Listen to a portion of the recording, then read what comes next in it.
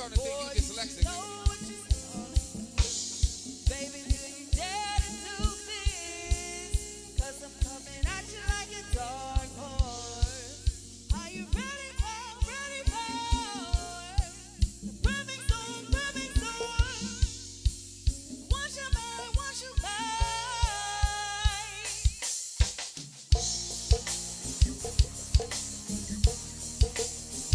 We got that crank. We got that crank. We got that crank.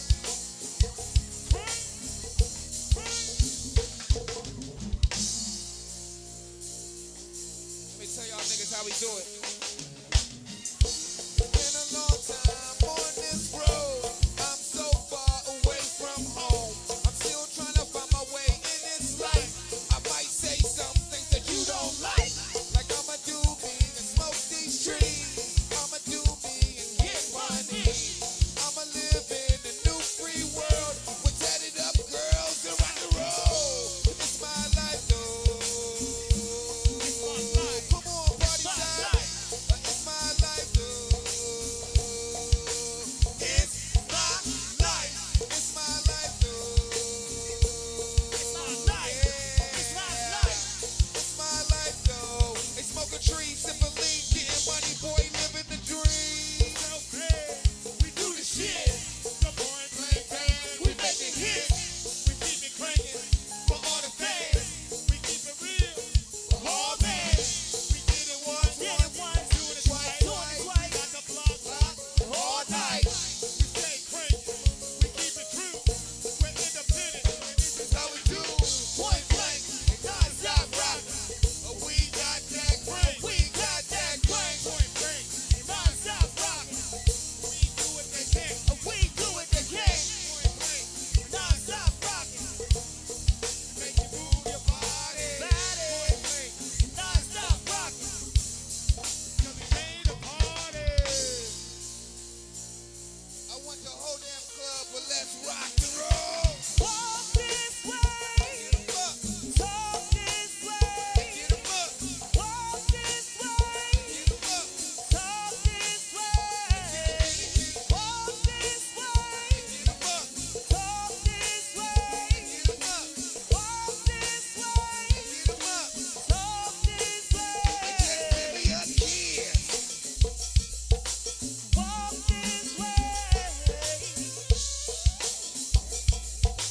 talk this way. Yeah. Walk this way, talk this way. Point blank. Non-stop rocking. We got that crank. Hey, and I'ma drink it. Drink it, And I'ma drink it. drink it, And I'ma drink it.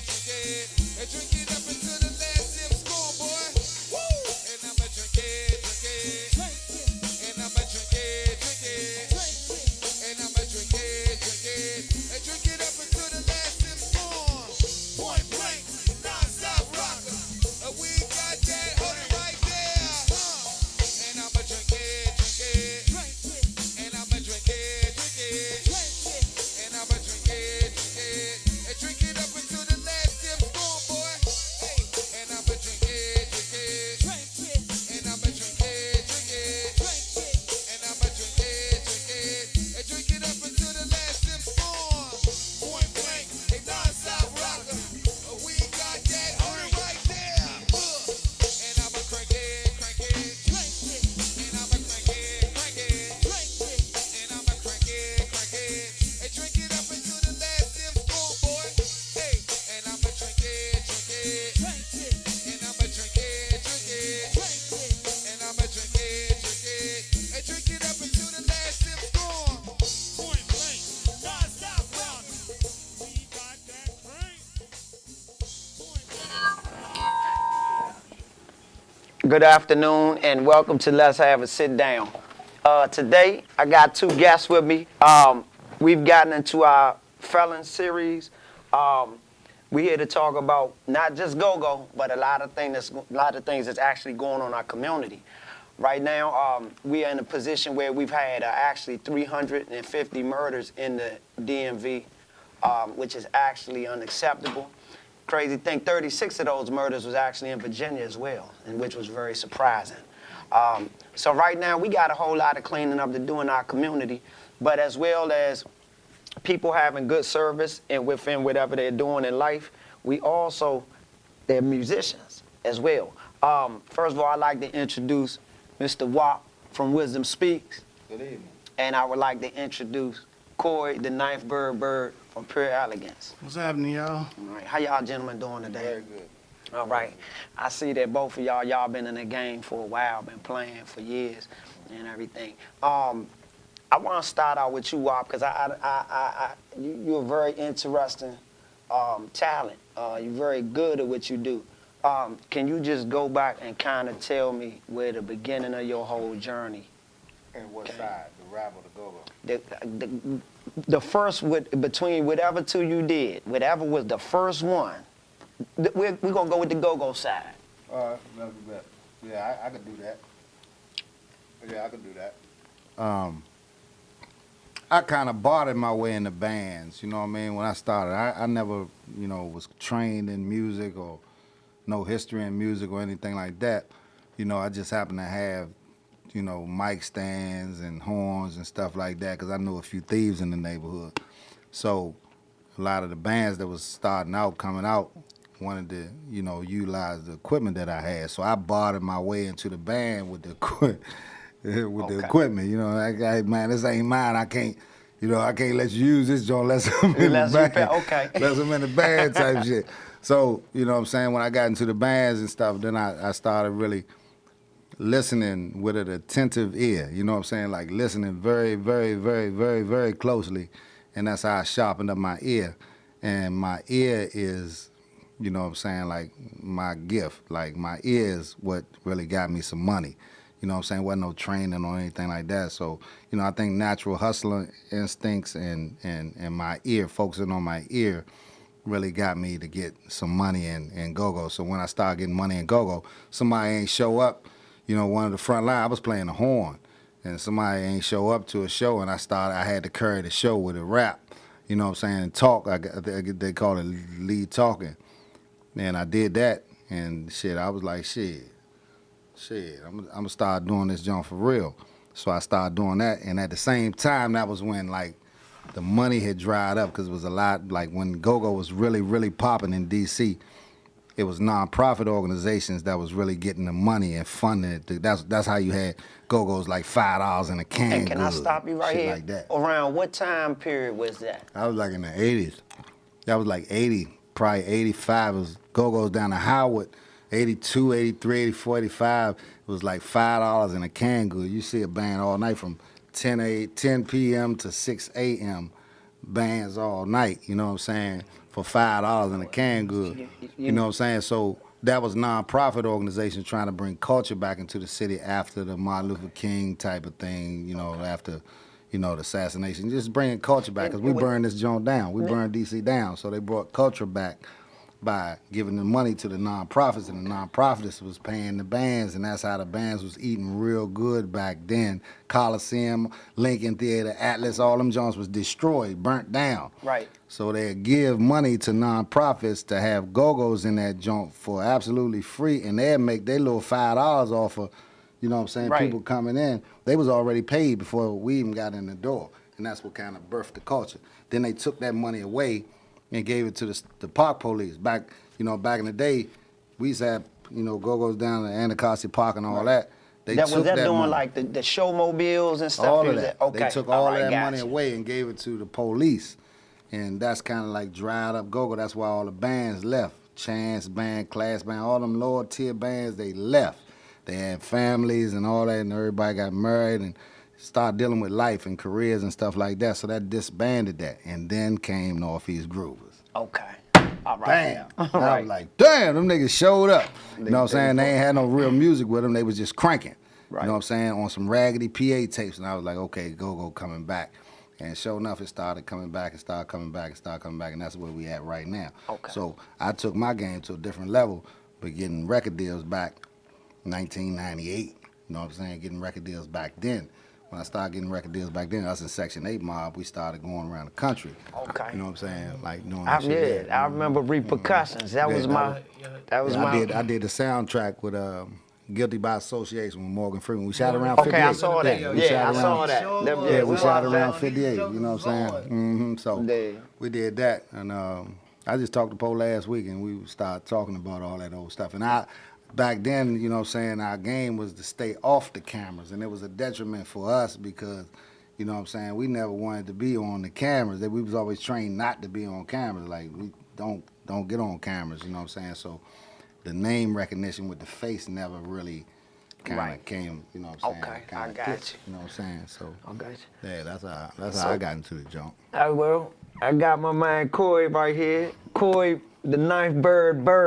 This is the first time I ever heard your nickname too, man. The ninth bird. Bird. Well, Bird is my last name. Okay. And I'm the ninth child. My father got 10 kids. I'm the ninth. I'm the baby boy. The ninth bird. So, right. You know, well, I just, you know, my siblings, we communicate with each Right. other by text and social media, and you know, I'm the ninth. Y'all Yeah. So got instead of me numbers. saying Caroline, Canis, Joy, Barbie, Right. Joy, Rasan, you know, I just say, hey, that's hey, solid. look, Yeah, yeah, that's yeah. solid. Yeah, that's So solid. I just decided to try to just go with that because everybody called me Bird already. Right.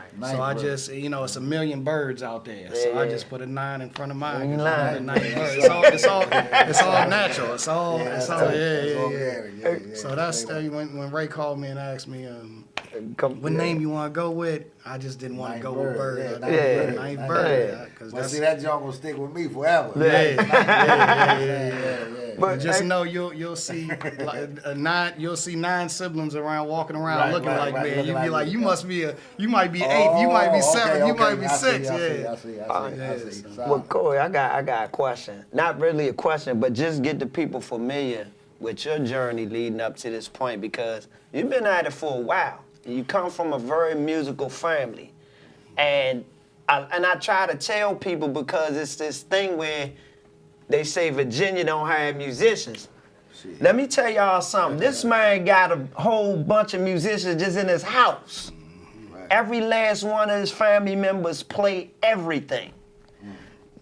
Tell them about yourself, man. I've been waiting for you to come here. Well, it all started with my father. My father actually he played in the bands. My father is 77 years old. He might get mad at me for telling everybody that, but my father played in a band in the the 50s. Would and you the play in 60s. a band called Zennius or something?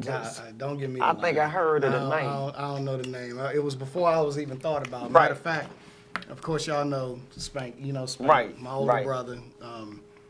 When my father had him, he's 46 years Right. old. And when my father had him, he Your went father and 46 now? bought- No. My oldest brother. Oh, No. damn.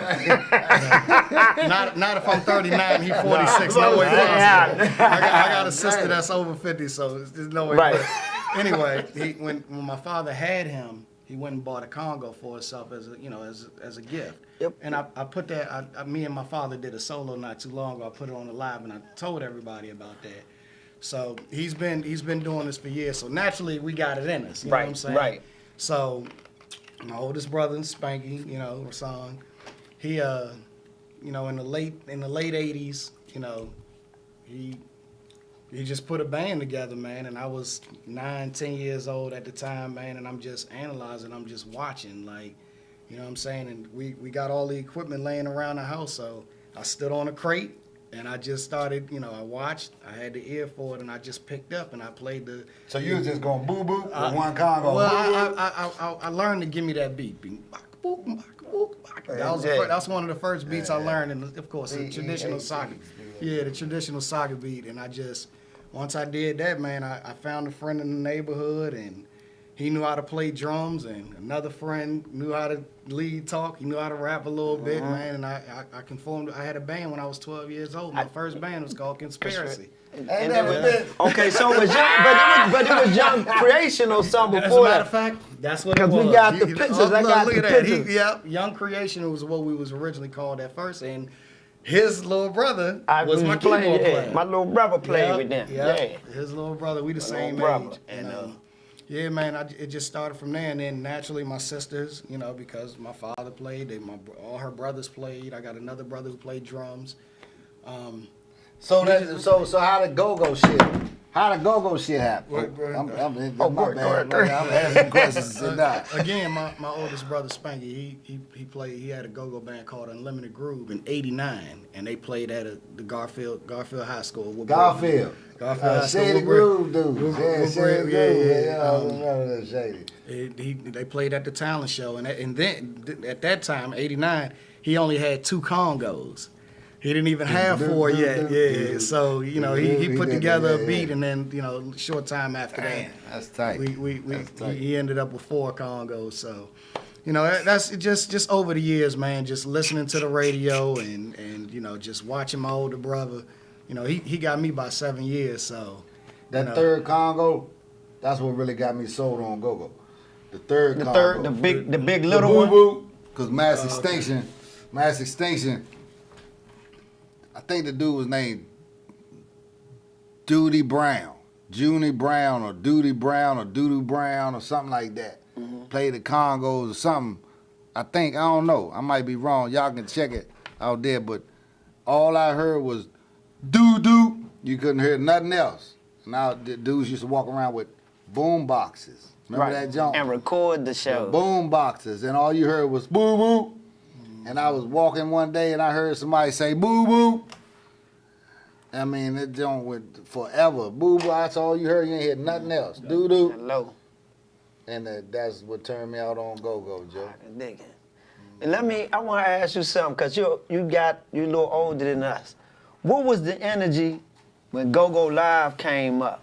Because I remember seeing the video, the beta. I remember the beta. I wasn't old enough to go out, but I watched it. I was in 6th grade. My teacher let me watch. She let all us watch it. We was having a party in class. Oh, yeah. You know how you got the Christmas party or whatever, and they give you the juice and the potato chips. So one of my buddies, my man Malcolm Young, I never forget. He's actually locked up in the feds right now. He lived in a complex right next to me. And he asked my teacher, Miss Wilson, he said, Miss Wilson, I got Go-Go Live on beta. Can I bring it in? She said, what's Go-Go Live? Well, go ahead and bring it in if y'all want to watch it. And she let us watch it. And after that, it turned me out. I was like, man, I got to do this. And then the thing about it is, I saw people that look like me. I saw people that look like my father, people that look like my uncles, my older cousins. Because the only thing we seen on TV that represented us as black people back then is, you know, the more commercial people. And then you have rap, but, you know, the New Yorkers was a little different than us. You know what I mean? Which nothing was wrong with. But when I saw DC on there, it was like, oh, wait a minute. I can do that. That looked like us right there. But what was during that time? You know, like, what was going on in your head? How did the event, you know, take you? The event was so crowded at the Capitol Center, right, that them cash registers was just looking so good to me, you know what I'm saying? I don't mean to cut you off, man, but what was the ticket back then, man? What was the price to get in Go-Go Live? I don't remember, because we had to really steal our tickets. Like, we had to really, man, I don't mean, so. Nah, seriously though, dog. Like, serious though, dog. Like, I remember that, John, you know what I'm saying? Like, I didn't know. Now I know the key players who really put on the show, who really came together and do the show. But back then, I was so oblivious, and then, like, I was, you know what I'm saying? Like, we had to really take our tickets to get in there. You know what I'm saying? We took our tickets to get in there. Right. And that was when it was different crews, you know what I'm saying? Right. We kind of took our way and got into them joints. And we was more caught up in the crowd stuff, not knowing the politics. Now I know the politics behind Go-Go Live and why it was so successful. It was so successful because it was a cause for that movement, because the bands had to work together, right, to show the world that it was more to Go-Go than this Trouble and Rez and the Boys. Okay. Because Max Kidd had took Trouble and Rez and the Boys and said he had everybody. So Go-Go got together and said, nah, fuck that. We're going to show everybody. And that's how you saw them really, you saw the hunger Right. in Go-Go. In that Go-Go Live show, you saw the hunger from EU, everybody Right. put on a hell of a performance because Right. it was a cause for that movement. You dig what I'm saying? I got you. Right now, it need to be a cause for a movement to happen again, and the cause is original music. Okay. You dig what I'm saying? Right. The cause is original music, and that's gonna start the movement of go-go. You dig what I'm saying? And I've been advocating for that shit for the longest time. Right. Nobody was hearing it because they was comfortable in their own skin until they start squeezing go-go. Right. Shutting joints down Right. and saying they're gonna take the name and all that shit. And it caused everybody to get together to start this movement of originality. Right. And I'm proud of it. That's Right. what happened. That's what's up. That's what's up. I'm very curious to know.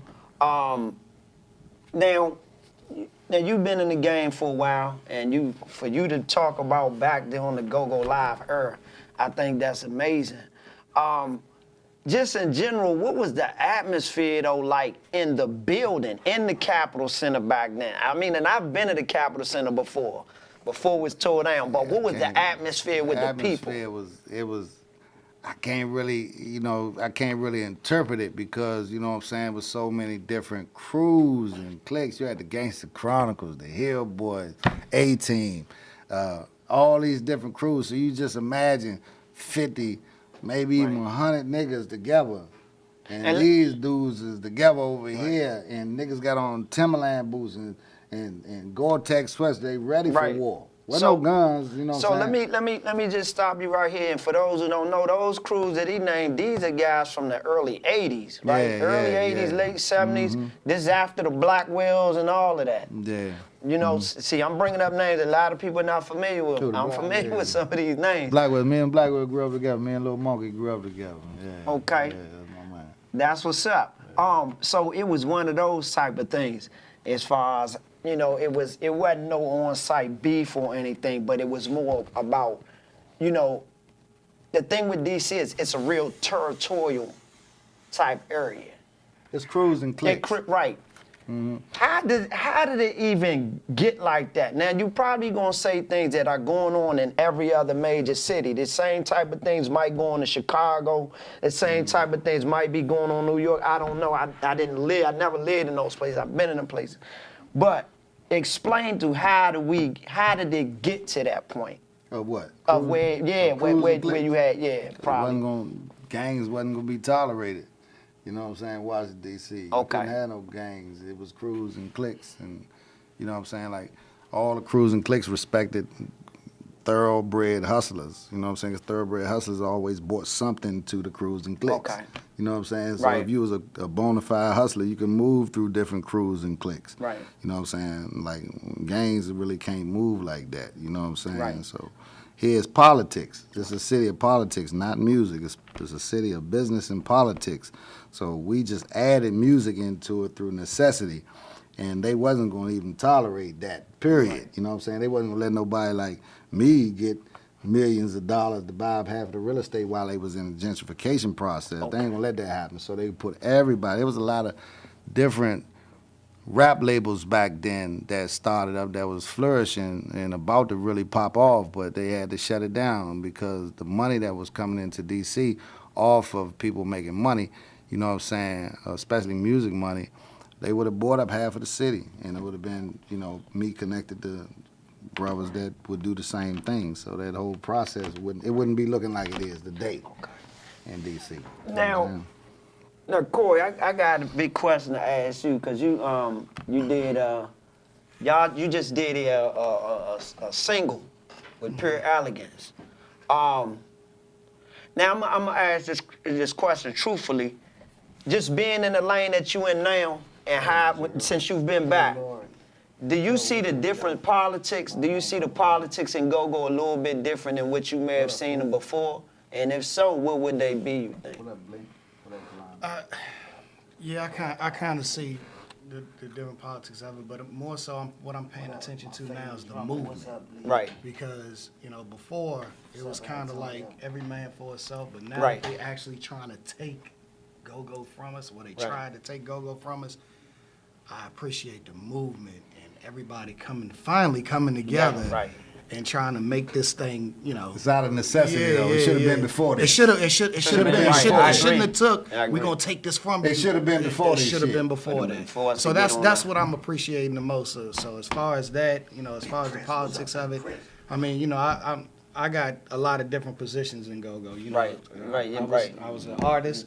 I went from an artist to a manager to a promoter back to an artist. I think I seen you as an artist, dog. I've been around, man. I've been You've been around. around for a long I've been around time. for a long Yeah, time. yeah. I'm just from Virginia, man. So we got to. It's a little bit harder for us, man. We got to work a little harder, man.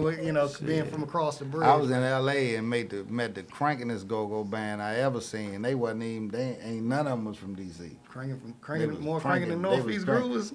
I mean, they wasn't cranking like that. I'm you know what biased. saying? I love Northeast But nah, Groovers, they was cranking like they was in Marina Del Rey, and they practiced in the alley. And I used to pull up on Sundays and listen to their practice. And I used to like, God damn, they cranking, and they wasn't even from. You Right. know what I'm saying? But I was from D.C., so they Right. really wanted to be friends so they can get the. They can get that, yeah. Get the feeling. Yeah, I was in Marina Del Rey back in 2000. You know what I'm saying? So Lord knows where they at now. Right. Matter of fact, when I was in L.A., my limousine driver had a Russian go-go band. They played go-go. It was straight cranking, and they was doing Russian on top of it. They were speaking Russian, and he was specifically letting me hear it because I was from D.C. You know what I'm saying? And it was the person was talking Russian, Right. but it was on So top that's of crazy. I like to hear How something did, like yeah, that. that's what I man. want to ask you. But that was in Can you that get- was in 2000. You know what I'm saying? So imagine what's happening now in Right. these other countries Right. and stuff that we don't, you know what I'm saying? We Right. don't even know about. Yeah. Now, I want to ask you also, because you managed Straight Drop for a while. All right. Now, was that your first time you stepped into a management role? Well, at first it was First Impressions. It was First Impressions, okay. Yeah. But yeah, that was the first time, man, and I just, it was once again Hawk and Eagle. Shout out to Eagle, Free Eagle. They was my nephews, and they came up the same way we came up. Right. Practicing in the basement. I Right. came down, and these one was a I conga already player, one know was a how they drummer. was going. I was like, man, these youngins is crazy. Let me do something with them, man. And I just formed, some guys around them their age, and And let me just let y'all know this. This is what's going on. This is in Woodbridge. And when I'm saying this because I want people to get out of this thing of only certain areas can be good at go-go or can play go-go. It's about learning that craft and executing. And Here's let me- not, excuse go ahead. me, I don't mean to cut you off, but let me piggyback off of that. A lot of people, Maryland and D.C., really didn't like coming to Virginia, and they got their reasons for whatever. Shit. But right now, Virginia is the only go-go spots right now. So you just gotta. Yeah. You gotta appreciate us, You got man. it. You gotta respect Big us, shout man. out to Virginia. Come You on, got to, man. man. Come Shout on out with to it, man. I Virginia. mean, You got to. we all know where go-go come from. We all know where it started. Right. Respect to Spread it. that shit. But Spread that right shit. now, Yeah, Virginia, without- the if it wasn't for economy is Virginia, holding the Virginia Yeah, economy. if I mean, the go-go. That's real. Yeah, as if far it as, wasn't as for- far as Clubs and shit. go-go, Yeah. it would be it would be bad right now, Right. man, because Yeah. you wouldn't have nowhere to go. So That's true. That's just true. that's all we asking, man. What was the difference though? Like, what was the okay? Now you are an artist, but then managing, right? That's a lot of pressure. Cause now you in control of other people's destiny. Right. Shit, nigga. Tell me about that. What did you go through? What did you learn, and what certain things you wish you ain't even? I want to hear some things. I want to hear one thing that made I you wanna say get in on that one, too. look. I want to hear one thing Shit, that I wanna make get you on say that one. this might not be Yeah, something I that's want to right. do as far as managing, and I want to hear you say something like to the point where you know what, I took care of what I was supposed to take care of with my peoples, make sure they all right. Okay, so something that I didn't want to do was trying to have authority over friends. You Right. know what I'm saying? Because now that I'm in this position Yeah. as a manager, Right. you gotta listen to me. Right, but right, if you right. my boy,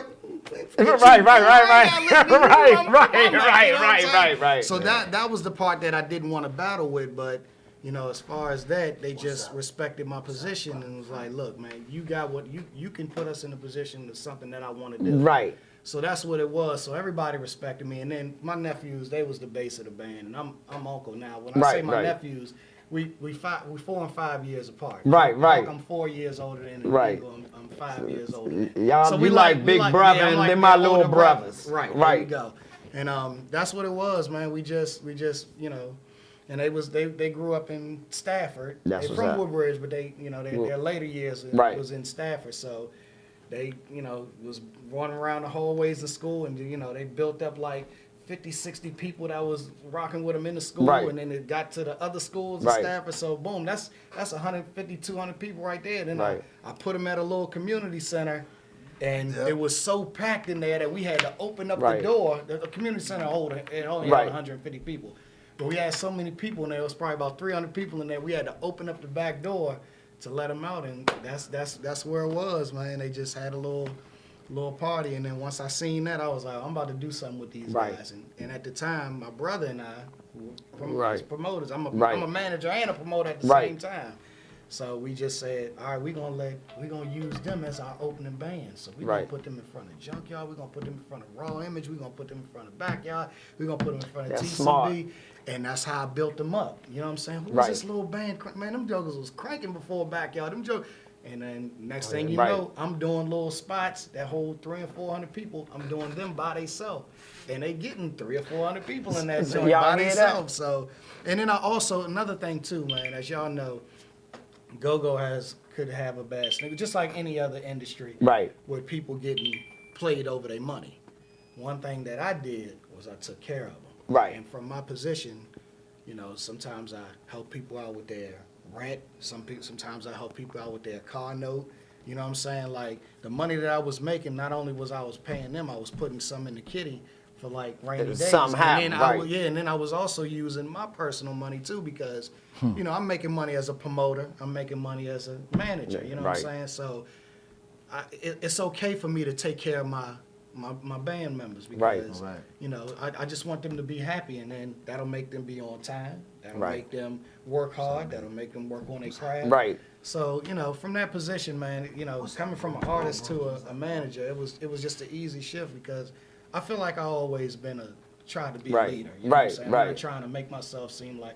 But from every position that I had, when I was 12 years old, I started the band. Right. From when I was growing up playing basketball, I was the point guard. Right, You know what I'm right, saying? So right. I always felt like that leader role, I can handle it. Right. I've seen you before. So Now, That's man. what Now I want to ask you. Now you managed the band, right? Now were you the owner of the band as well? And the reason why I'm asking, because nowadays it's a lot of people that don't understand the manager ain't always the owner. And sometimes Yes. the manager actually works for the band. And you have some that are the owners of the band and they manage the band Yes, too. I was definitely the owner. Owner and Yes, manager. yes, Okay, yeah. yes. I just wanted to get that straight, because one thing There was nobody over me. There was nobody who worked. Right. You know what I'm saying? Yeah. So yes, I was definitely the owner, the manager, and everybody paperwork and all. Right, Everybody, okay. Everybody respected my position. So And I'm gonna ask you about your nephew Hawk. He filled in for Buggy one time, didn't he? yes, he did. It's funny. I'm gonna tell y'all this story. So New Year's 2006 going into 2007. Right, First impression, my band opened up for Backyard at the Classics. right. So- I ain't know they was at the classic. New Year's Woo! Eve 2006 going into 2007. Okay, Backyard and First Impression. I got them on a ticket because, as I told you, I'm a promoter too. So Right. I'm doing big business with Backyard. Shout out to Coop. Backyard's our former manager. I'm doing big business with them. So Right. I'm stepping to Coop like, look, Coop, anything else in across the bridge, man, I'm trying to get my band out there too, Right. man, So Coop gave me that spot. right, New Year's Eve in Backyard, we stopped playing at about 11:45, 11:30. Right. You know what I'm saying? We brought the New Year's in, whatever, and people standing around waiting on Backyard. They waiting on Buggy. Buggy ain't nowhere to be found. He at the church. He's committed to the church. So Coop came to my nephew. I left. I went home and I was with my wife and kids. I bring my New Year's Right, in with right, my right, wife and kids at that right, time. So I go home and Coop stepped to my nephew and was like, hey man, you know any Backyard stuff? He was like, man, I know everything. I'm a student of the game. Man, So I'm gonna speed it up real quick, but long story short, man, he came out with a socket, he was playing it, and G was like, he did the Pretty Mama. The Pretty okay. Mama, what you Right, take? right. Hawk was like, what is that? He was like, Pretty Mama. and he played it. Man, Big G just said, man, this youngin' know he got it. got And it, he right. just got comfortable, and he played till halftime, and then he became That's the what's backup up. drummer after that. That's Coop what's told up. me that Ging came over the house. Shout out to Big G too. Ging came over the house the next day and was like, hey, that was Spank nephew. Man, I'm trying to get him, man. We need him. Well, we want to use Right. him. And Hawk played about a dozen shows over the Right. next 2 years.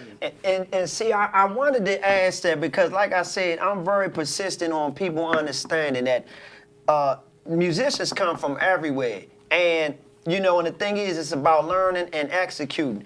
I used to see your brothers years ago play all the junkyard stuff, all the Northeast stuff, all the backyard stuff. And this is before YouTube was out. It wasn't no looking on the YouTube and watching how a beat go.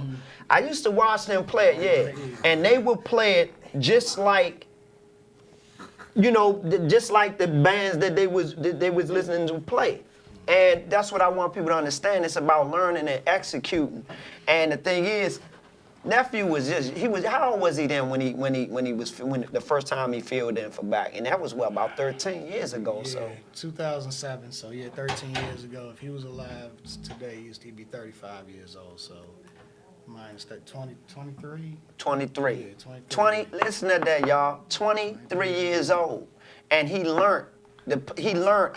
He has to been on some good. He had to been at a great level to come and fill in for Buggy. And y'all know what Buggy represent. Buggy represent a game-changing drummer in go-go. Buggy a beast. Period. So for him to come my behind favorite it, drummer. that's my favorite drummer. Forget Tony Royster Jr., forget Aaron Spears. I think he everybody's favorite drummer. Buggy my favorite drummer. No disrespect to them, but Look, yeah. I like Sugarfoot Rick because Buggy but Sugarfoot Rick is Buggy's favorite drummer, so you got to get with Sugarfoot Sugarfoot Rick Rick. played with me. Yeah, I remember he was with you at one time. So, that's my drummer. you know, we definitely like our drummers and love what our drummers represent. But that was amazing, man, and I'm glad that you are able to be here to speak about that because people really need to understand this history of go-go and need to get out of this limited mind frame of you got to be from here, you got to be Go-go from around there. the world, man. Go-go, yeah, and I tell you what, Chuck ain't make go-go for it to stay in one place. No. You know good and well he ain't make it for it to stay in one place. But back to you. Yes, sir. I listen to a lot of your content, and your content sort of a new lane and call it And I adopted, grown and gangster crank. and I adopted that, And, man. and I love it. appreciate It's like when I hear it, we got to put on we got to put the tuxedos on and grab the cigars and you know what I mean? that. Yeah, it's good therapy, man. It's- I love it. It's all I know is truly you. But how'd you just get into that point of making your music like that? How'd you get into that whole thing of using that as the identity of your music? Cause now you it could have been like anybody else. You just was a good artist and just you did whatever you did. Oh yeah. So, yeah, that's a good one. Say it again now. I want to be clear. You asked I me want to that know question. how'd you get it, your whole, I don't want to call it persona because it's really you. How'd you even create that lane? That's what I'm saying. How did that whole lane, it's like no other. It's that grown and gangster crank. You know what I'm saying? I love it. It's I caught it's it- I the caught it streets, very- but it's classy though. You know what I mean? I caught a very, I caught a very serious charge a long time ago, and it messed my mind up so much, right? And you know what I'm saying? Like you never know who people are when you meet them. You know what I'm saying? Right. I was in a restaurant, and I used to go to this restaurant all the time, and my mind was all fucked up. You know what I'm saying? Because I caught this, you know what I'm saying, this very serious situation, and the manager of that restaurant said, "What's wrong with you, Slim?" And he was from Baltimore, believe it. You know what I'm saying? He was from Baltimore, and he was like, "What's wrong?" He was like, I was like, "Man, I got shit on my mind." He was like, "Well, what is it that you do, man?" I was like, you know what I'm saying? Like, man, I don't even know, Joe. I got some shit I want to get off my mind. And he went out and bought me a keyboard player. He called it a stereo set to this day. But he bought me a keyboard, ASR 10. Oh, And, Yeah, that's an and old I joint. produced a record called Welcome to the District under Wapping-Em. That was the moniker back then, Wapping-Em. Welcome to the District back then. And I let all of those repressed thoughts out on that record, but it was only like one, maybe a verse and a hook. So I had to call other artists to fill in the other 2 verses or whatever. You know what I'm saying? And then it became like a collaboration, and it's really a classic project, you know what I'm saying? Because it was so raw and so real, because I was dealing with so much at that time. And now I go back and listen to that stuff, and I don't even want to be in that. It's amazing at that time space I was in, and that head space I was in. And I don't even listen, you know, once I do the work, I don't go back and listen to it. I understand the space I was in, and I keep it moving. You know what I'm saying? But all of this stuff has been therapy for me. And then, you know what I'm saying, I was blessed with opportunities in the music business at a high level, you know what I'm saying, working with BET and stuff like that. So when I came back to DC, I seen where go-go, our culture, was lacking at. And it was lacking in presentation. Right, It was okay. lacking in presentation. You know what I'm saying? Like, you know what I'm saying, I used to see dudes, you know what I'm saying, get on the mic, you know what I'm saying, with T-shirt, jeans, and some you know, Nike boots on, and, you know what I'm saying, pants hanging off their ass, all of that type of stuff. That could have been the style or whatever, but it don't make good presentation when you Right. represent the product, you know what I'm saying? So what I did back then was I started putting on suits and so forth, and that was how I believe I was able to cut through the clutter just on presentation. Right. It wasn't on merit as far as cranking and all that type of stuff, because I sounded good. I wasn't cranking back then, because Sugarfoot Ricky makes you sound good. Right. He's not cranking. Dig what I'm saying? Okay. The raw, younger talent makes you crank. Right. But it might not sound good. Okay. You dig what I'm saying? So it's a big difference. Right, Raw I got talent, what you at. you can crank. It's raw. Right. Disciplined talent, it's going to sound good. You're Right. going to have to make it raw. and good. Right. You dig what I'm saying? So when I took those elements, you know what I'm saying, and kind of had to mix them up and water down my good music down to some cranking music, and just to satisfy certain musicians who really couldn't operate on a higher level at that time, I had to conform and water down, you know what I'm saying, with the things that I produced. But it turned into something else, so I appreciate it, because it made me take different directions with what I had in my head. You know what I'm Okay. saying? And it all turned out good. So it was like it was squeezing undisciplined artists, or squeezing undisciplined musicians, squeezing the shit out of them, because I needed a product out of them, right? And I always was mindful that I was squeezing them. They forgot Right. that I was squeezing them. Right. You dig what I'm saying? So some of them got it and became a little more disciplined. Probably more now that they gone. Probably 10 years or 5 years later after they gone, they understand. Exactly. Now, but I had to squeeze the most out of them. You know what I'm saying? So what I learned in this journey was professionals hire professionals. Right. Period. Professionals hire professionals. If you want your work done, professionals hire professionals.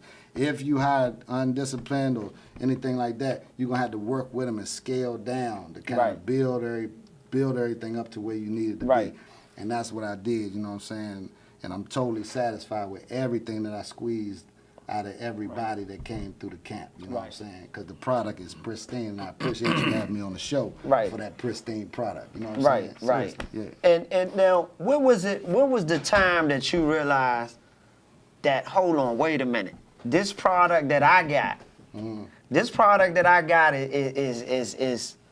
is special. Now, I know you know that what you do is special anyway, but it was a specific time when you looked at it, saw something like, man, I'm an animal. Just saying, like, you know Nah, what I'm I gonna mean? tell you, when Chuck Brown, one night we was together, we was sitting in his limo, he was like, man, there's some gut bucket funky shit, man. Don't change, don't be like me. Don't do me, do you, and stay gut bucket funky. That's what he Right. said. He said, stay gut bucket, stay just where you at, don't Right. move, right? And then after that, you know what I'm saying, just watching him, and he allowed me to play with his band a little bit in certain places and stuff like that. You know what I'm saying? So I got to see and experience that joint on a high level, and then I just conditioned myself and my band, and then the stuff that I learned in the real industry, you know what I'm saying? I just kind of coupled all that together and went my own way. Right. Wasn't because I wanted to. It was because Go-Go wouldn't accept original shit. Ain't that something? Okay, yeah, so Go-Go it wouldn't was accept original shit. I'm doing original shit. So the curse was And your they like, gift then. Huh? Yeah, So the curse basically, was a gift. So I the think curse everybody became was a like, gift. yeah, that shit was good. That shit was good because I knew Go-Go needed an enema. You Right. know what I'm saying? Because I come out of Hollywood, I see all of the stuff that's going on in Hollywood. I'm like, man, we could do it, but it just needed a little better presentation. You know what I'm Right. saying? And when we, you know what I'm saying, start doing it, you know what I mean? That's kind of like people respected it. You know what I'm saying? People And respected it. that's beautiful, man. That's beautiful because I think that when it comes to go-go is like any other music. It's about your presentation. If you can take your band and also marketing, you know what I'm saying? If you can market your band and have an identity, and this is one of the biggest problems I see with a lot of bands, them finding their identity. I think that's the most common problem with bands. I done seen good bands that's good, but they just can't get that identity. You gotta work through right. it. You gotta work through to find that identity. I mean, I never promoted none of the stuff that I did, or I never did. You know what I'm saying? I really didn't. I kind of through presentation and using, you know what I'm saying, wit or wherewithal or whatever you want to call it. I just invited all of the advertising agencies, Pepsi, liquors, and all that type of stuff to a venue that I was playing at, which was Blues Alley. And I had all of them come down there, and I was like, shit, this is what I do. Right. And I can help y'all promote y'all product. And surely enough, DC Lottery chose me out of all of them. Right. And I got the DC Lottery, and they was like, well, shit, we already got the 4-digit, and blah, blah, blah. So I was like, shit, we'll do a 5-digit. Right. I said, do a 5-digit, shit. What the fuck? And they was like, all right. Right, The 5-digit, you know what I'm saying? So I got the 5-digit popping over there, and then Chuck Brown called me, and he was like, man, congratulations, son, you know what I'm saying, man? Me and Zsa sit back, watch you on TV, man. Pops ain't no stupid motherfucker. Give me some of that shit. And I said, all right, bet. And I wrote his last joint that, you know, God bless, rest his soul. I wrote his last record called We Got This. It's Jingle Jangle on his Grammy-nominated project. So that's how that thing went. Like, then that's when you start seeing all of the bullshit trickle downhill. You dig what I'm saying? All of the bullshit. Now elaborate on the Nah, BS. I ain't if you drinking can. that. I ain't doing that. You know what I'm saying? But the bullshit run downhill. You know what I mean? Straight up. You know what I'm saying? You start saying, so it kind of forces you to go down your own lane down here. Not because you want to. I'm going to say it again. Not because you want to, because you're forced to. Because, you know what I'm saying? They want to be, everybody want to be competitive. You know what I'm saying? They don't want to connect to collaborate. They want to connect to compete. Right. Okay. You know what I'm saying? And that's a problem. You don't connect to compete. You collect Right, to collaborate. Yeah. You know what I'm saying? DC is a penny inside of a dollar. It's a big ass dollar out there, jump. You know what I'm saying? You small, and this motherfuckers want to fight against each other inside of a little small place. You know what I'm saying? You can't do that. You know what I mean? You got to work together to expand that jump. Right. You know what I'm saying? That's what hustlers do. Right. You know what I'm saying? You got some good jump. You go out, you know what I'm saying? You throw out some testers, see what it is.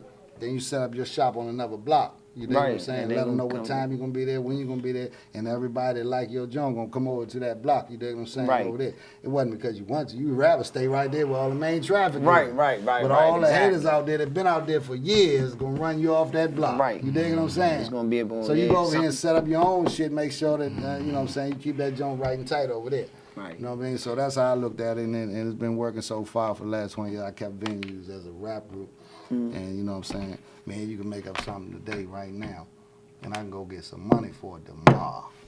That's what originality do. That's what authentic do. Right. You dig what I'm saying? Okay, and it's only fitting because you here, and you with Pure Elegance. Okay, Pure Elegance. Shout out to my Pure Elegance Pure, family, Pure too. Elegance now, and I'm gonna keep it 100. This is how I feel about Pure Elegance. I always liked Pure Elegance. I started really getting into Pure Elegance around. I remember the old Pure Elegance before the 90s, and I don't know how that came about. And then it was the 96 Pure Elegance, and that's when I started listening to them, like really listening to them, going to go see them in Junk at the Taj Mahal, all that. They did a lot of original songs. What are y'all doing right now as far as, because I know y'all had the one original that came out. Are y'all working on a whole original album, more songs, or y'all just doing that right now? That's where y'all at with it right now at this point. That's pretty much where we at with it right now. Okay. We in the lab. We gonna put some original stuff together. Right. Stefan, you know, Bassface. Shout out to my uncle, man. Bassface. Yes, that's my guy, man. It's like hard. that. It's hard playing for my uncle, man, but I love him to death, man. He Right. taught me a lot. They like that. He came across the bridge and discovered my older brother's talent and just trickled down. You know what I'm Right, saying, that's to me. what's up. So shout out to him, but you know he's a mastermind, man. Between him and Pedro, man, Right. they just make hits. I mean, Pure Elegance, They do, you got man. you got to give They it to do. us, man. We probably got one of the most dominant albums out there, man. I mean, we got hits. We got That- hits. that man. album I mean, from keep it 96, real. let me Mix tell it you. up. The Yes. one leg up. The body snatches. In this It wasn't no out. it wasn't no song on there that I fast forwarded through. Man, I'm telling you, man, it's a heck of an album, man, and it's like I feel like we deserve a little I'm bit gonna more. be I'm gonna be honest with you. You know what messed me up about Pure Elegance? I just felt that they should have been that next band to crack into that upper part. I always felt like that from the first time I heard them. I say, damn, I like this sound. I like the sounds on the keyboards. I like the way that I think Doc was playing drums back then. Doc. Well, Cody, who's currently playing, he Right. played on the album. Okay, and then- okay. and then Oh, Doc's- Cody, that's my yeah, man. co-op. You know- shout out to my funky drummer. Yeah, Cody. He was the original drummer, and then he stepped off, and you know, for whatever reason. and Pedro- And then Doc started playing. Yeah. Pedro was like this. He reminded me of funk a little bit, Man, but he Pedro was was more a modernized, polished version. It's like Played like that, man. Pedro was an animal on that lead talk. Like I'm serious. that. Like guys like him and E, those guys, man, they there. You know what I mean? But I never understood why didn't it I go? see you, Fats. I see you. Why didn't it go? Fats who? Donnell Donnell Jackson told me to say what's up. What's up, Fat? What's going on, Fat? Yeah, Fat? he was part of the Right. reason of Pure Elegance success. Absolutely. He- man. I gotta Ain't give him question. credit. Ain't no question. I gotta give him some Ain't no credit. question. Ain't no Okay, question. now you wasn't okay. Now looking back at that, and now looking at now, right? What is the difference between the two? I'm not talking about as far as band wise, but as far as the goal of the whole situation. Because I want to see something. I want to see something. Okay, y'all got this one joint out. I want to see some more come from y'all. That's all I'm saying. Okay, it's That's all I'm getting saying. ready to happen, man. I mean, you know, a lot of people is at kind of like at a standstill right now due to the pandemic. Right. But we got more to offer, man. As long as Pedro and Bassface is in that band, man. Man, I they- gotta plug some shit. I'm sorry. Go ahead. You know, Pedro, man, I be at practice with him, man, and he'll just say something on the mic like, And it'll stick. yeah, man, like, you know what I'm saying? It's coming. Y'all stay tuned, man. Y'all stay Yeah. tuned, but make sure y'all support the Don't Mute Go Go movement, man. Make sure you Please. support the Don't Mute Go Go the song, movement. Yeah. you know what I'm saying? It's for a cause, man. It's for all of us. So, you know, make sure y'all go out and support that, man. No matter who's behind the band behind it or who's performing it. I mean, it's us, Pure Elegance as the band, and then featuring Big G and Wincy. You know what I'm saying? So we got some good people, and Just Paul and Jata. We got some, you know, we got a mix of everybody, man, for you to want to support it. But it's one thing. We standing for one thing, man, and that's just to push Go-Go because they tried to stop us. Right. So make sure y'all get behind it, man. Support the song. Once this pandemic is over, man, we're gonna be performing it a lot. We've been trying to perform it as much as we can, but y'all stay tuned. We got some things in store as far as Pure Elegance, though. To answer. What if the I hear that. pandemic just started? When? I said, what if it's just started? Oh, Yeah, gee. we really don't. Yeah, we Nobody know about this shit, bro. You gotta keep it that'd be moving. scary, man. man. You gotta keep we it got, moving. We got to go man. through You gotta another keep it 9 moving. months Yeah, or you gotta however keep it- long it is. You gotta Yeah, keep it's it crazy. moving, man. You know But what I mean? I want to shift the gears of the conversation. Like I said, this is a felons edition, and I know everybody's been through things in their life. You know, shout up out to to this Scotty, point. man. Fat Scotty. Yeah. Oh, yeah, I Big forgot about Scotty. Yeah, Scotty. what's Yeah, Scotty? he plays a major role in that. Yeah, my bad, Fats. But yeah, yeah. shout out to my Tell uncle, Scott I said Scotty. what's up. Let me ask you: you went and you had a situation that occurred, and you know what situation I'm talking about. Now, if you want to, you can talk as much as you want or I ain't whatever. afraid to talk about it, man. Let me just ask this, man. Did during your time away, what was going through your mind about Go-Go in itself? Like, was you even thinking about band stuff? I mean, what was going on in your mind? Well, that's when I started thinking about it, man. Serious? Because I mean, you know, I've been involved in it for 25, as Right. long as I can remember. Right. You know what I mean? So I kind of shifted away because I wanted a better life for my son and my nephews. So Right. I stepped away from Go-Go and got them involved in football. Well, right. And they were some of the best kids in the area, man. But I committed to that. Right. So when I went away from to deal with my situation, I was a football coach and a football dad when I went away. So once I went in, my son was 16 years old. So I had he's in that stage where he's transitioning. So Right. I'm hearing from the streets that they starting to do the little rap thing now. So Right. once I felt like they drifted away from what I try to create as far as a better life, trying to use sports to get them a better education. Right. Get them away from here, get them, Right. They started drifting away on me, which, that's either here nor there. But that's when I said, okay, well, I can go back to what I love. You know what I'm Right, saying? right. And that's when I started, the windowsill in the, you know about the windowsill? Yeah. That joint got a nice sound, man. Yes, so it do. I'm walking to the windowsill and I'm Right. playing beats, and Right. Bam was like, yo, Bird, what's up, man? Can you chill, man? We trying to watch Right. TV. and I just said, you know what, man? When I get back out there, man, When your dorm, you was playing on the windowsill? yeah, man.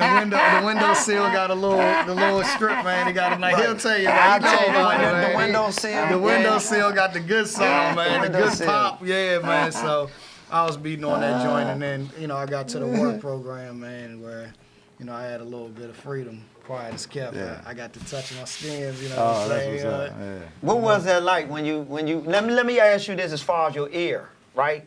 Being away from the sound of go-go itself. Technically, did it affect you in any way? It make your skills better? Did it knock your timing off or whatever? Because because I'm asking because you was away from it. You can't just put a CD in. You can buy the radios in there, but you don't know what's gonna be played on there. What was that? What did that do? Well, when you got the ear, Ray, you got it, man. But Right. I didn't lose my step. It kind of made me just more hungry for it, man. Right. Like, all right, it's game changing a little bit. Whatever it is, I'm gonna come out and I'm gonna adjust to it because Right.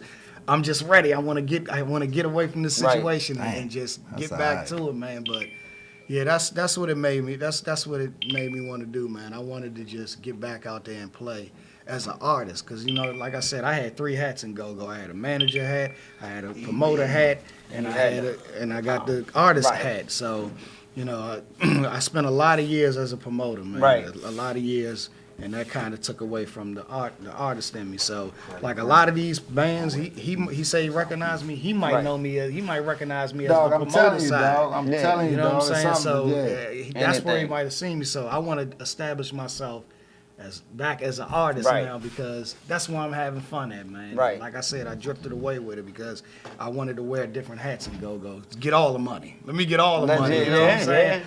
I'm gonna try to get all the money. So Real talk. yeah, that's what it was, man. So no, to answer your question, what it did for me as far as the sound, I was so hungry for it. Whatever the sound was, I'm Right. adjusting It was an to escape, it. yeah. And for the most part, I probably did a year behind the wall, and then Right. the rest of it was in the work program. You know Right, what I'm saying? right. I did a total of 26 months, so I got 1 year in the Right. big side, and then the rest of it was in Work. Right. the work Yeah. program. Yes. Gotcha.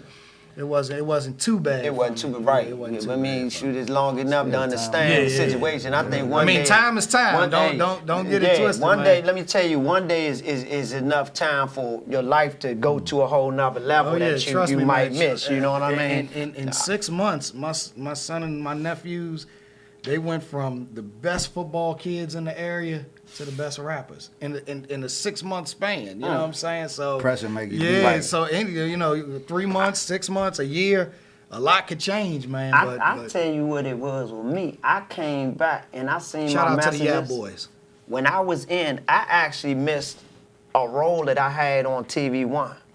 It's a show called For My Man, and they wanted me to play a I guess it's one of those shows where they talk about actual stuff that happened. They want people to do the dramatization. But I think her name is Candace Johnson. She left me a message. She said, we wanted to know if you wanted to get a role on this show, playing as, I can't remember what it was, and I was mad. I was upset. I was like, daggone. I wasn't gone that long, but look what it has cost me, because I could have gained that spot if I was out.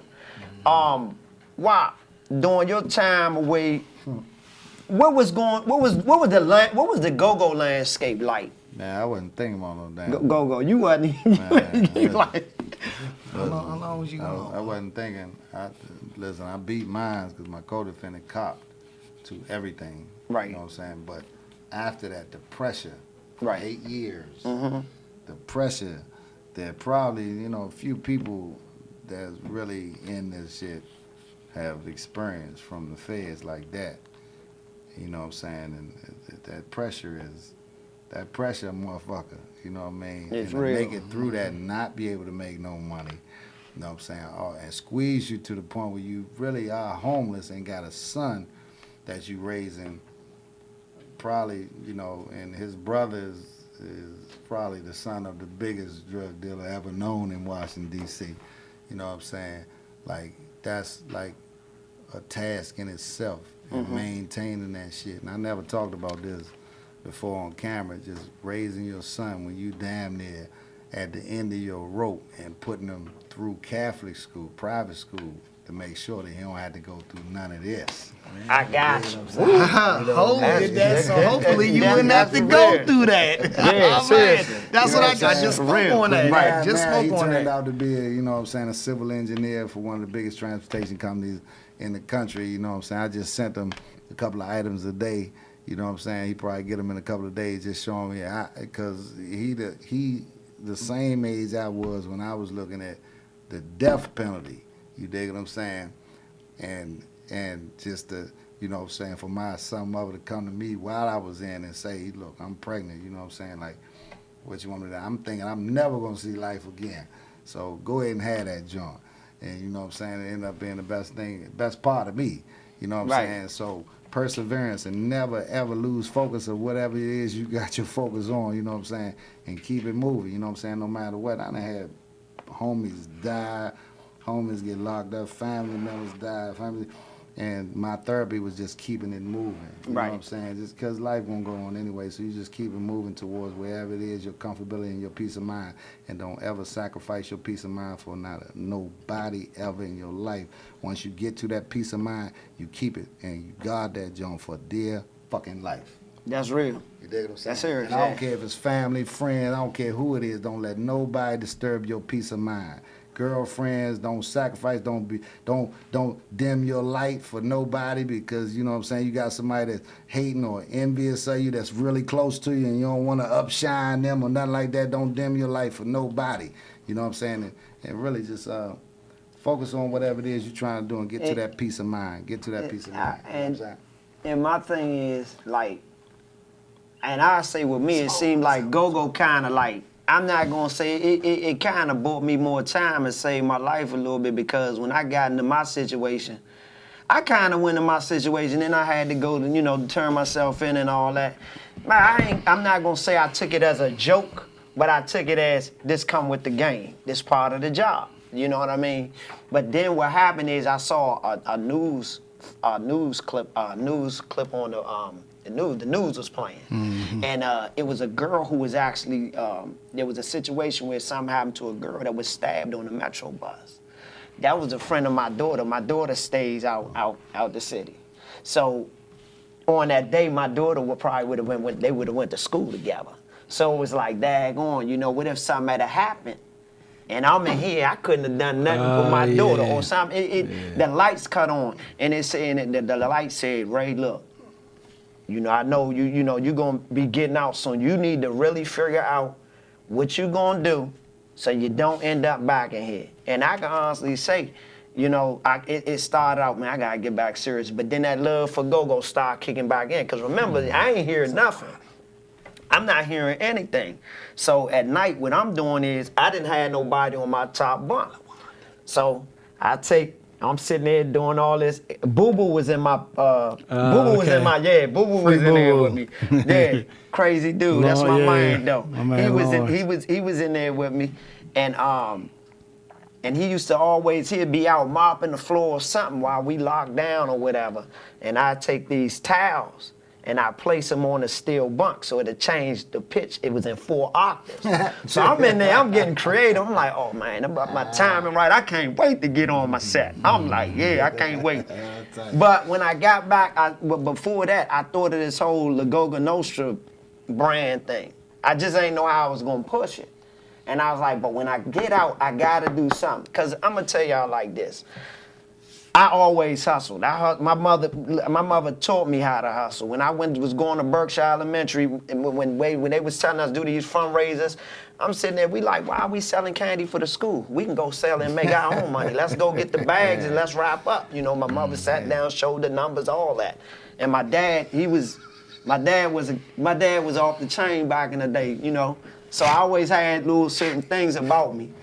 So went on, did that, then it graduated into other things that wound up getting me jammed up later on in life. So, but I came out and I said, hold on, how am I gonna work this product? I gotta do something with this Lagoga Nostra thing.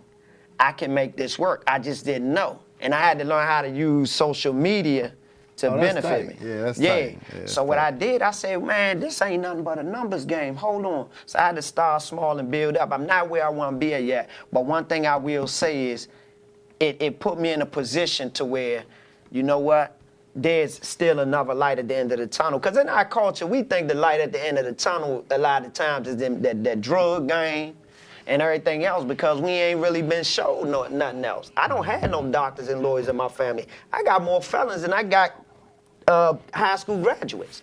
My grandmother buried all her sons except my father. She buried 4 of her sons. My mother on my grandmother on my mother's side buried 3 of her sons. You know what I mean? So it's serious though. But let me ask you this: you think why is it our youth is not responding to go-go, and if so, could that save their life in a certain way? You say what now? Why is our youth not responding to go-go? Like, I think maybe like we did. And can can go-go save some of these kids' life if they get into it? I mean, I can't really speak on the young people's mindset, but what I can say is, if y'all don't know where 6th District Police Station is in Washington, D.C. off Benning Road, I built a state-of-the-art studio facility inside of there, and I have a program in there called it's the Pathways program, but I have the music portion of the program, so I'm like a life skills provider for the Pathways program. And I deal with young people aged 18 to 24 that are victims or perpetrators of gun violence, right? And those youngins that come through there, they just want to tell their story. They're not thinking about, they thinking about what's happening now, you know what I'm saying? And I don't think go-go is in their soul, not the ones that I'm experiencing. Right. Just because of like what's being promoted and programmed in our children. Go-go not being promoted and programmed. Right, Radio gotcha, is a gotcha. program. So you got programs on radio stations and different channels of programming, you know what I'm saying? So, young people might choose whatever channel they choose. It's still a program. So whatever they being programmed with, it ain't go-go.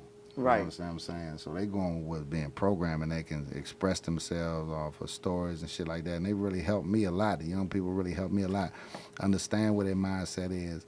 And like they really helped me a lot. And don't think that these young people are stupid or dumb, or they way more advanced than us. I agree with that. You know what I'm saying? To me, you know what I'm saying? I learned so much from them. I just embrace the younger culture so that they can teach me where we're going. Right. You know what I'm saying? Like, I just don't think that they not embracing go-go. I think that they not being programmed with it, with good enough go-go to embrace. Right. And the thing is, it might even go back to the fact with the lack of originals. That's it. Also, and if you can't create a platform off of, if you don't have nothing, if everything is a cover. You know what I mean? If you got a bunch of originals, that don't make no sense, dog. It ain't gonna make sense even at all. the songs that's being chosen by go-go bands, like, get a new selection of the damn songs that you're gonna cover. You know what I'm saying? Anita Baker and fucking Jill Scott. That ain't, like, it's more songs out there than that. You know what I mean? If you gonna cover something, or just be an agency band. You know what I mean? Just cover songs and get paid to cover songs. You know what I'm saying? Like, do that. don't steal nobody's stuff and think you're gonna make a living off of it. You know what I'm saying? Then that artist getting disenfranchised and you just fucking around with their song on top of a go-go beat. Right. And getting a check. You know what I'm saying? That's lame to me. You know what I mean? Like, you gotta step up your game so it'll be a standard. The bar ain't raised around this junk. You know what I'm saying? Nigga, somebody need to raise the bar around here, you know what I'm saying, so that people that have something to look up to. You on stage, people looking up to you anyway. Raise Right. the bar so somebody can meet up to that level. Right. You know what I'm saying? I definitely That's got what you. I think. You know what I That's mean? what I got. I dig it. I think that's the man. These young people got some heat. These artists in and around Washington, they the ones that's gonna take over go-go because they're gonna put their music on top of go-go beat and it's gonna pew out of it to me. You know what I'm saying? Or bands are gonna be subject to playing for the artist. Right. Because you know what I do notice? And Ain't no this such is- thing this as is- lead talk. This is, I'm going to say this. Now I see a lot of the rappers that come out of DC now. Like, I'm seeing them, like, really in the mix with, you know, some other national artists. You know what I mean? Way more so, more so than the ones in the past. Ain't no such thing as a lead talk. Okay, why you say that? Because people going to want to know. I know you is. They Ain't gonna no wanna such know. thing as a lead talker. I said it. You're the lead artist. Say that. I'm the lead. Say I'm the lead artist. Oh, okay. I'm the lead talker. What you? I'm the lead talker. I talk. What is it? I'm a talker. Fuck you talking about? No lead, no lead. So you saying basically the presentation of the lead talker is You're a lead you're artist. You're the I lead got you. artist of the band. Right, I Yeah, got say you. that. Lead talker. I don't Right. know what that is. Yeah. Lead artist. Yeah. You have a lot of kids in your family, like your whole family, Yeah. right? How do they respond to go-go? I mean, now I Well- watched y'all video, the Christmas video, and all the girls was playing the Congo beats. Well- And playing good Congo beats. Like, they all respond, but Well, me personally, I think the game has changed, and I think the game is, the youngins in the DMV area is shifting more towards rap. Yes, they are. And I think the reason is because, I don't know, I may catch some flack for this, but the bounce beat. You knew I was going there? But I don't think that's bad that you said that, though. Because I don't think it's bad. Maybe I don't- I'm wrong, yeah. and this is no disrespect to the bounce beat bands. Not at Listen, all. so, They T.O.B. crank it. We battled them in the versus battle on at the Go-Go Awards, and I think they are dope, man. Shout out to T.O.B. The whole different respect for T.O.B. But I just think that's a different type of go-go, man, and it kind of like. Whoa. Ted Jones. Yeah. I don't want to say too much, man. I just kind of think it just drained the go-go, the next generation out. I think it drained it out. That's just my supposed to opinion. I evolve, could be though. wrong, But yo. you know what, though? Please don't beat I'ma me be up honest. for it. Don't beat me up for it. This is my opinion. I'm gonna give my opinion before we go to a commercial break, though.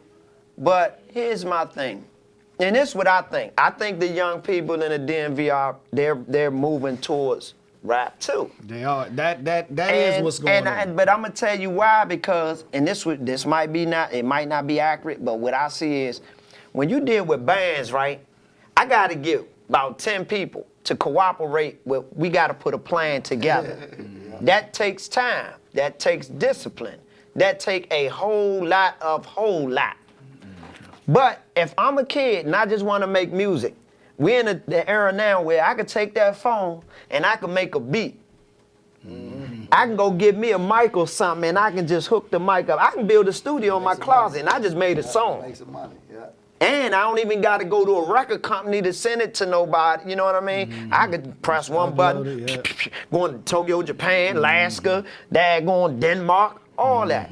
So I think what it is now, you know, kids, they just like anybody else. You want to be able to control your situation. It's very hard to control your situation with go-go because you're dealing with so many people. You could literally, if you got the right equipment and you just by yourself, you could literally do something with rap. You can't do that with go-go, and I think that's what go-go battles. You know what I mean? Me personally, I'm at the age, I'm not trying to be rapping, but I like go-go, I love it. I'm gonna continue to love it. Me 'cause too. I'm gonna always love it. Me too. Me too. But you know, I was born in 1975. You know, these kids was born in 2005. Right, you know what I'm right, saying? right. So It is what it is. But before we go to a break, Mr. Wop, do you have anything you want to tell the young people, you know, as far as, you know, with the dude, man, and how to stay out of trouble, you know? Oh, I can't really say how to stay out of trouble, but what I can say is if you got some material, some content that you're trying to get monetized, or you want to do a live stream show or something like that, I got the first and only state certified SBMBDBE virtual ticketing outlet. So if you got a show, you can do a show in your living room, and I can put a ticket on that joint. You can sell it to the world right through VTicketStream Live. So you hit me up at wisdomspeaksdc@gmail.com if you want to get your content loaded up so you can make some money off of the joint. And remember, if you don't make no money, I don't make no money. You dig what I'm saying? So hit me up, and we'll get your product out to the world. We distribute in 17 different countries, and we can get your ticketed program out to those 17 different countries. You can make money. So if you got a social media following, 10,000, 20,000, you put that ticket on them and charge them $10, you got you $100,000 in a night, one night's performance. You can get you $100,000 messing with Wisdom Speaks. All right? Hit me up, wisdomspeaksdc@gmail.com. And Corey, the Ninth Bird, where can the people reach you at, man? Just on my social medias, I'm at Ninth Bird on Instagram. That's pretty much where you can meet me at. I got an email, birdout9@yahoo.com. Yeah. I'm easy to contact. You know, you got some people who don't like to answer unknown numbers. That I don't know that number, I ain't answer. I answer all my numbers. I'm a promoter. I'm an artist. I feel like anybody that's calling my phone, I ain't ducking nobody. I ain't hiding from nobody. Right, so right. why not answer? You know what I'm saying? I don't owe nobody no money as far as I know. So I can answer my phone. You know. So for me, I just answer all calls, man. So you know, you if you're trying to get in contact with me, more than likely you can just through the streets or through my social media. Okay. Well, we're going to go to a commercial break, and I'll be right back with y'all. Hey, man, pleasure rocking with you, man. Oh, yeah. That's me. Hey, I'm gonna hit you up, though. Hit me up, man.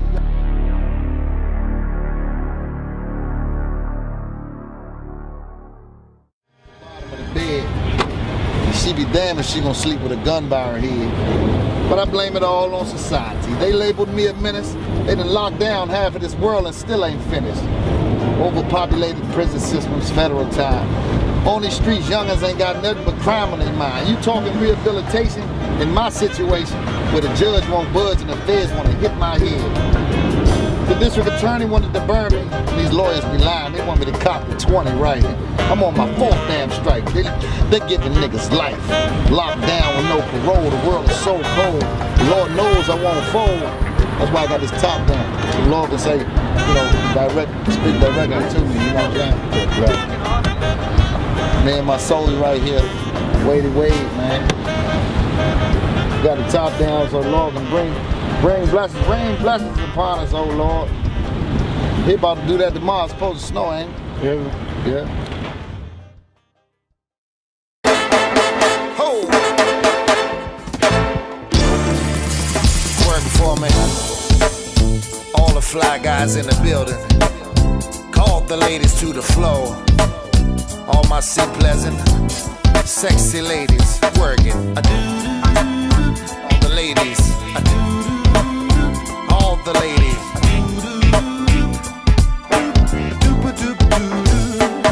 He's a fly guy, and ain't nothing about him shy, but he's a fly guy,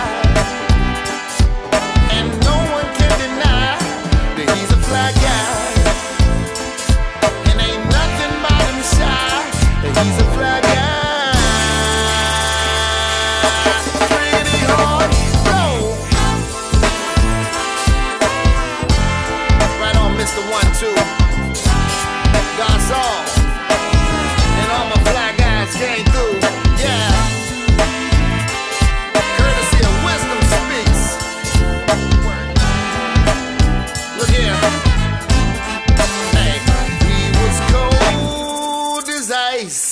When he stepped out on the stage, he's smoking purple, pimpin', sharp as a razor blade. He's in from the streets as the young people stare, 'cause it's all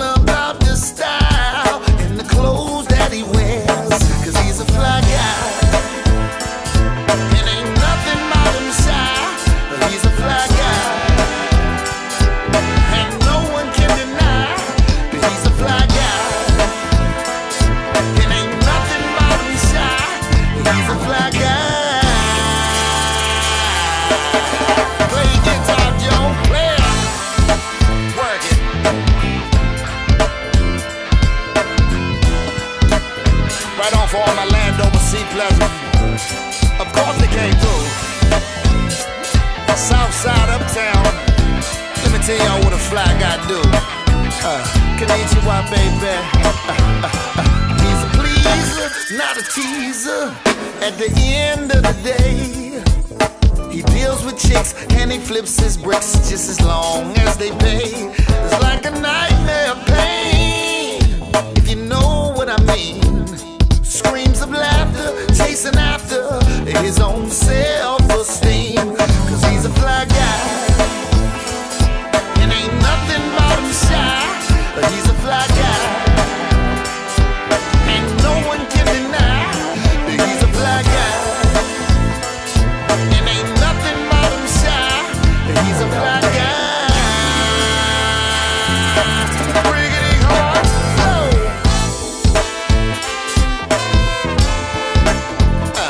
work it for me. Carlos, glad you came through. Big Winston, all the fly guys in the building. Yeah. Look here, I show love, so don't hate on me. Just let me be my own kind of man. I watch what you do and who you screw. Then you come up with a plan. What can I say? At the end of the day, I made it through defeat. Yeah, now I'm here to stay. Game of the day, cause the streets is down with me. Cause I'm a fly guy, and ain't nothing about me shy. I'm a fly guy, and no one can deny that I'm a fly guy. And ain't nothing about me shy. I'm a fly guy.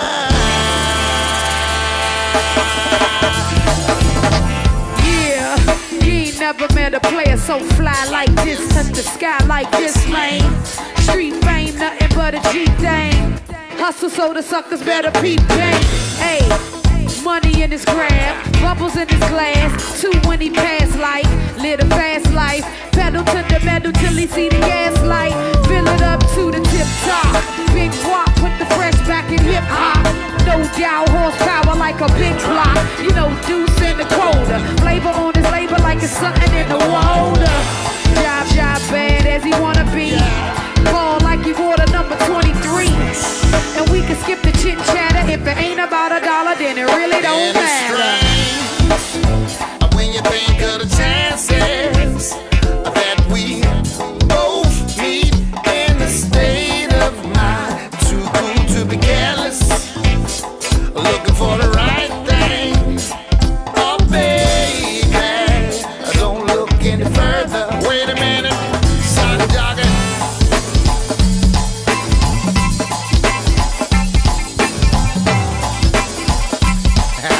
Yeah.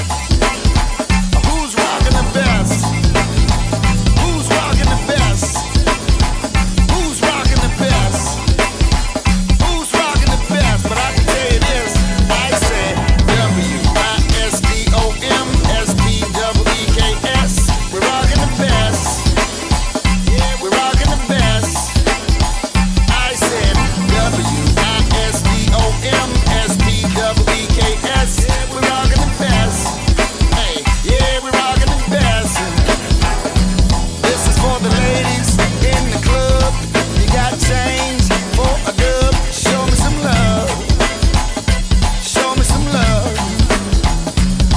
All the ladies in the club. You got change for a dub. Show me some love. Come on, show me some.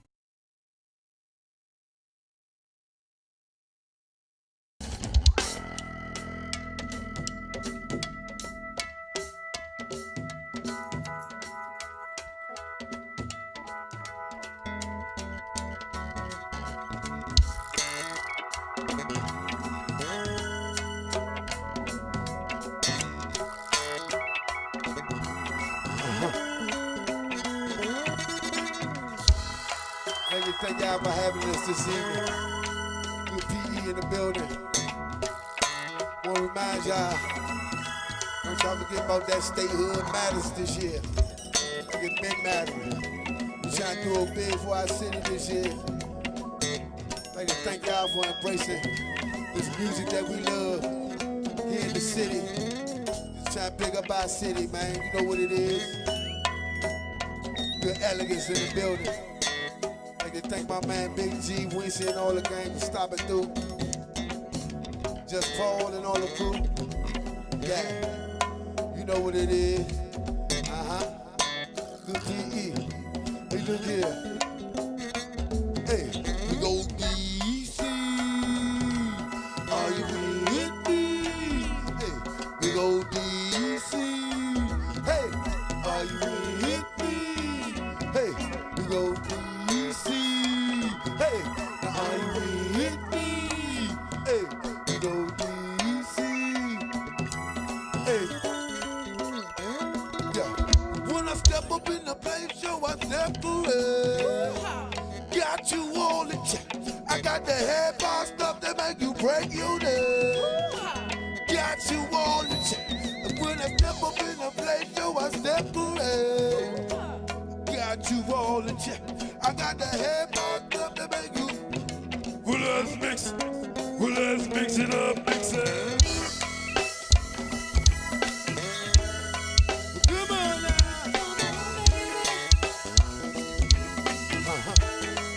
Come on, ladies, hey.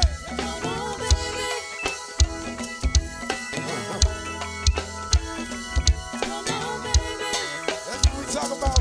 Come on, ladies, sing it to 'em. Hey.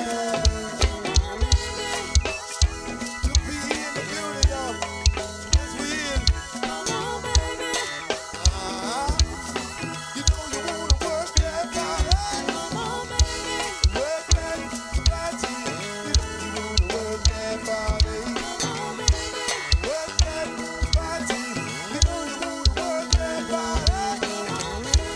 Work that body. You know you wanna work that body. Work that, hey, if you give it right there.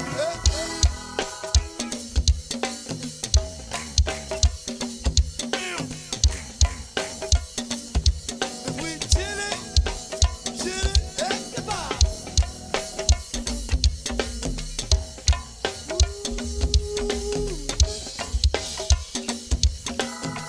Hey.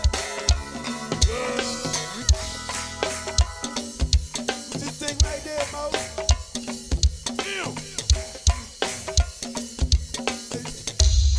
Hey, Big Lou. Ready from the get-go. Here it go. Ready from the get-go. Now hear my. It's Lou and hang up over at some old new places. Good be here, y'all. Top of the holiday. You know who we want to meet the bar.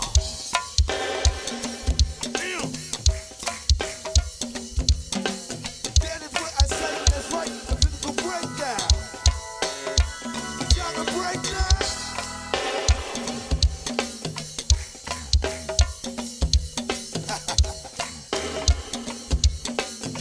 My kitchen's too full of heat. Hey.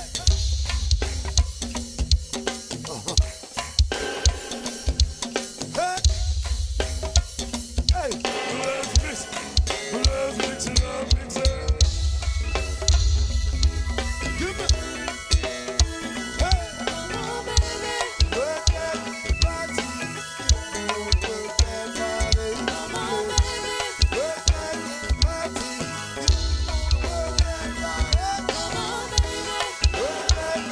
body. Work that body. Work that body. You know you wanna work that body. Work that. Is that you? Is that you? Hey. Is that you, boo? Hey. Ooh. Is that you, boo? Hey. Ooh. Is that you, boo? Hey. Ooh. Is that you, boo? Yeah. Ooh. Is that you, boo? Hey. Ooh. Is that you, boo? Hey. Ooh. Is that you, boo? Hey. What is that? What is that? Hey.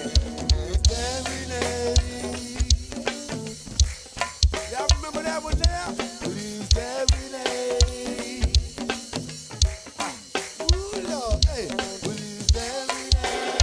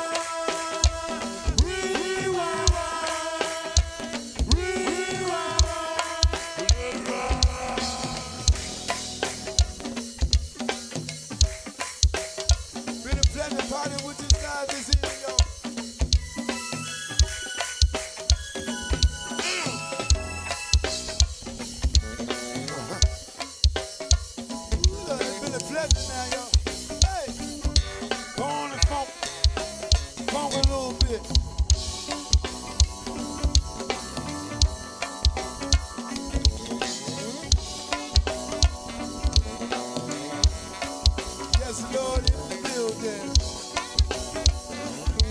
The PEO.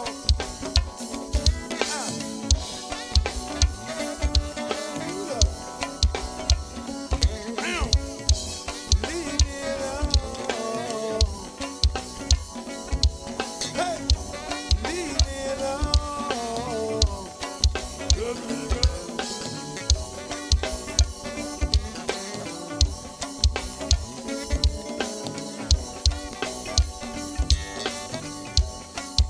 Hey, this is what it sound like.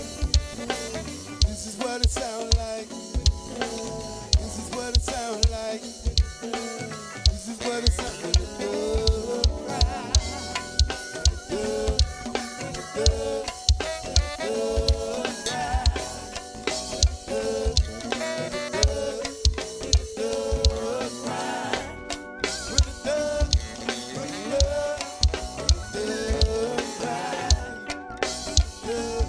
Let it fall. Before we leave, let it fall.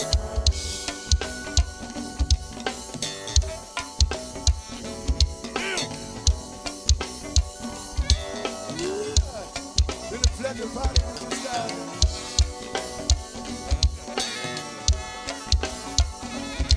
Hey!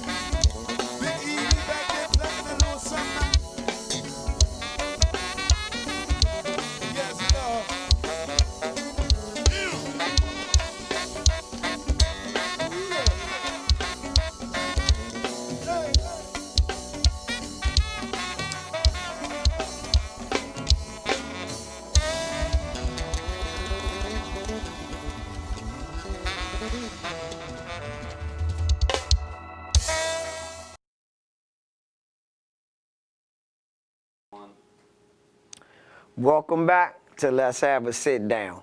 I hope you all enjoyed our presentation for today. This is the first of many in our Felons series of Let's Have a Sit Down. The reason why I've been putting the panels like this together is because, you know, I think it's very, very important that we speak about certain things that may place us in certain positions, although they may be circumstantial. Go-go is a very, how can I put it, a very vibrant music, but it also has an edge where, you know, we're very close to the streets as well. And a lot of people may have their past, and a lot of people have redeemed themselves. So all I want to say is y'all put them guns down. All you got to do is have a sit down. There's no reason to die, and there ain't no reason to go to jail. So until later on, y'all, I'll catch y'all in another 2 weeks. We're going to have Stinkadink up here. Hopefully some other people, and we're going to have my man Jet Black DC up here. So until later on, in another 2 weeks, I'll see you.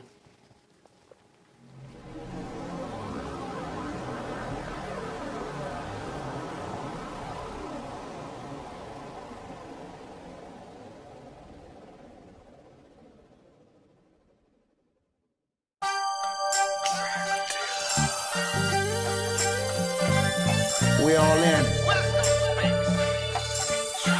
I walk these lonely streets of sorrow, the boulevard of broken dreams, where gigolos and gigolettes do their dirt with no regret, soon forgetting all their dreams. You'll laugh today and cry tomorrow, remembering your shattered dreams. To all my gangsters and gangsterettes, dry your eyes, they're soaking wet. Tears from shattered dreams. Out on this block is where you'll find me. Walking up and down. Walking up and down. I left my criminal past behind me. Yeah. In an old Seat Pleasant town. And I'm so all alone. All my friends are gone. And I'm so all alone. So all alone. I'm so all alone. All my friends are gone. But we're not all alone.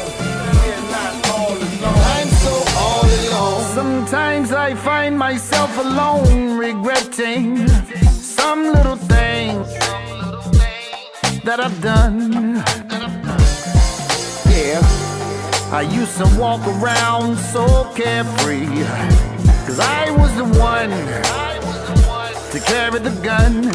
But then I realized that what goes around comes around. You see the same faces in many places around town. Someone always knows who you know that knows you, and someone always sees what you do. Be careful. What goes around comes around. You see the same faces in different places around town. Someone always knows who you know that knows you, and someone always sees what you do. I'm so all alone. All my friends are gone. Wisdom speaks. I'm so all alone. It's come for me. I'm running, can't you see? It's all a conspiracy. Separate my peeps from me, leaving me in these city streets. And when they come, we're gonna bang, bang to the boogie. Hit your head, take all of your goodies. Either way, you're stuck in the back of a police truck. So what the fuck? The feds come for me. I'm running, can't you see? It's all a conspiracy. Separate my peeps from me, leaving me in these city streets. And when they come, we're gonna bang, bang. And when they come, we're gonna bang, bang. And when they come, we're gonna bang, bang. And I'm so all alone.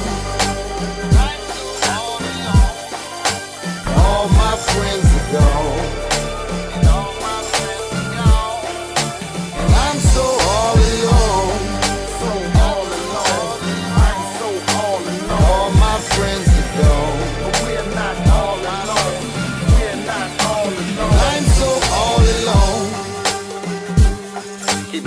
Positive and productively.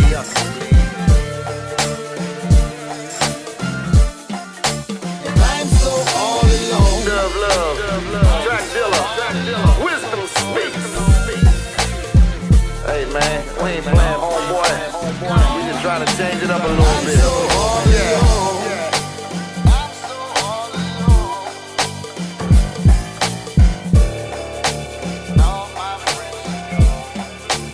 I'm so all alone.